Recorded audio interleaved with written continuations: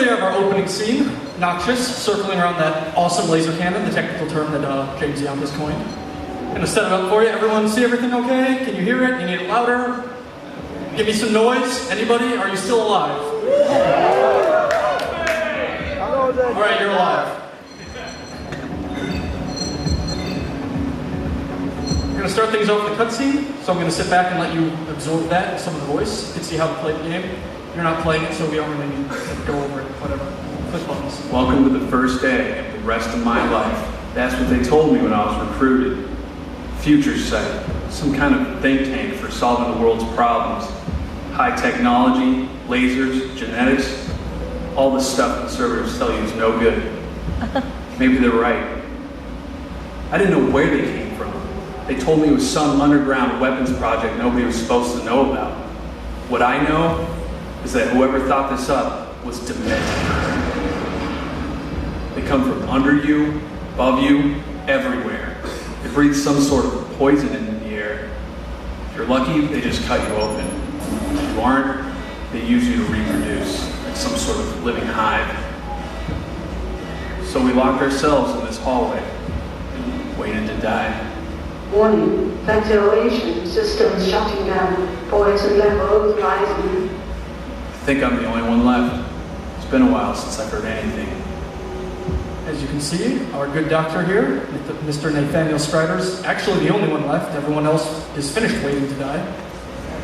So we're going to leave this hallway since the ventilation systems are shutting down and that fog's closing in. Doesn't have any weapon or anything. You're going to hear something freak out though. No, not again. Need to find a gun quick.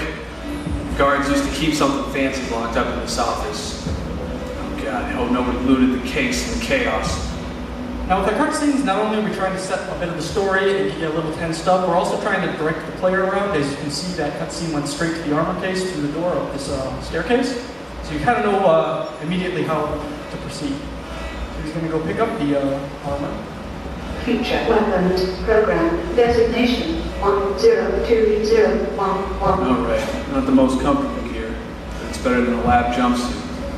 Looks like the gun isn't carrying any charge though. I'll have to siphon some from the computer terminal here. Should be able to shut down the alarm and get the vents running again too. And as he stated, the gun has no charge. So we're going to go over to this console, see the little slot on the right, he's going to put the gun in, it's going to glow a little bit, and he's going to get his first gun. Future weapons program status update. Main battery charged and cycling performing diagnostics. Scan point XLR rifle operational. Plant form gravitational missiles offline. Hard light shield generator offline. Alarm power failing. Ventilation systems operational. Error blockages detected in ventilation system at points 22-117-9-8-4 and 00-62. Still in lockdown? There's no way I'm getting out the front door. Maybe if I can overload the ignition laser housed here. There's still a chance I can cut my way out. So there you have your main objective. Supervisor terminals in the surgical room, chemical warehouse, and storage basement. Main gun needs to be overloaded. You have to go to 3 different locations in the lab and overcharge it. You can see the fans are back on, and oh no! It's a spinner. Oh, found you. So he's going to use the single-shot rifle here. It was originally a 3-shot burst weapon, but we found that everyone pretty much just wanted it to be automatic or single-shot anyway, and automatic being way too easy. Oh God. So one spinner's not really much of a challenge. A couple more are going to pop out. They do try to move around using their holes to flank you and get around you. Taking a little bit of fire there. But we played this game every day for the past 5 months, so I don't think we're going down. Hopefully not. That would be kind of good. Yay.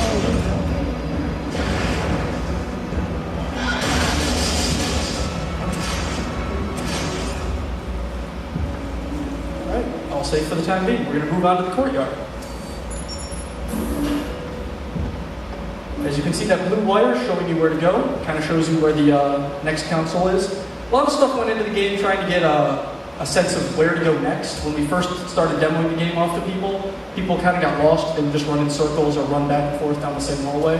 So everything from the lighting to the voiceover dialogue to the wires all kind of comes together to move the player along. Our mushroom forest, because it's cool.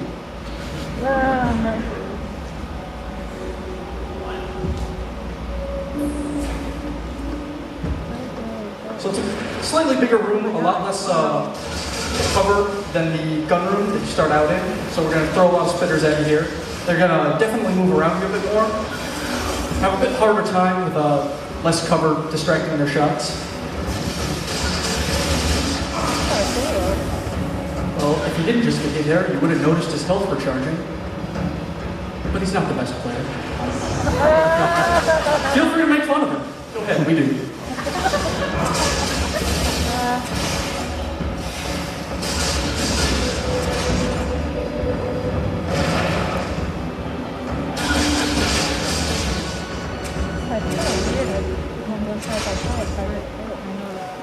Well, he didn't die. I don't think we found him that much. Curiously similar hallway. But there is a broken vent in this one, so I wonder what that means for the future.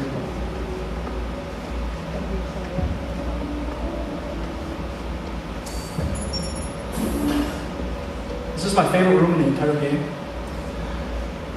It doesn't actually mean anything to you, but it looks cool and I love it. So more spitters. Kind of getting tired of these guys now. Need to shake things up a bit, but first we're going to blast them in the face.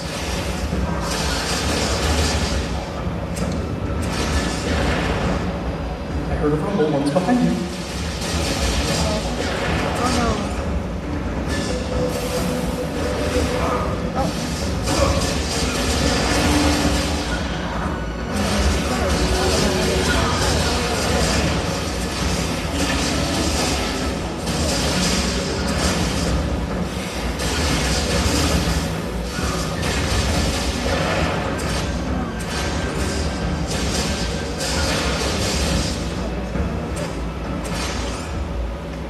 So you'll notice even the music changes when you're in combat, not in combat. Kind of a subtle signature that, hey, you're safe for the time being. So we're going to go to the second console. Plug our gun in. Curiously, British computers can talk to us again. Excess power outage, personal use, future weapons program status update. Landform gravitational missile system now online. Hardwire shield generator remains inoperative. So curiously, the British computer has told us that our missiles are back online through a bunch of technobabble, but the shield remains inoperative. I wonder what the missiles can be used for. They sound cool. There's our second enemy, the Swarmer, coming out of that busted vent. You'll notice that the single-shot rifle is way too precise to hit something that's darting around like that. Kind of annoying if there's more than one. And hey, look, there's more than one. Missiles take him out real quick, though. So all safe again for the time being. See the power cord has gone from blue to orange, leading you back through the courtyard.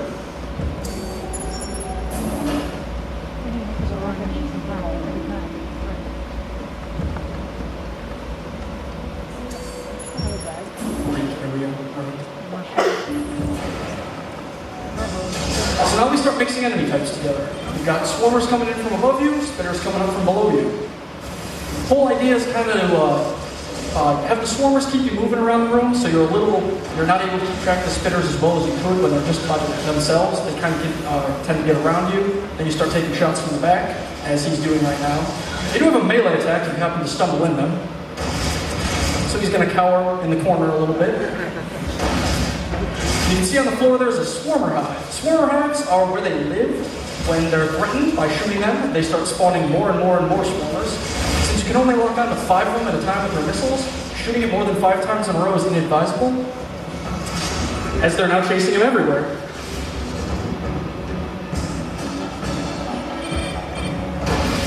And somebody evil makes 6 of them spawn out of the scene.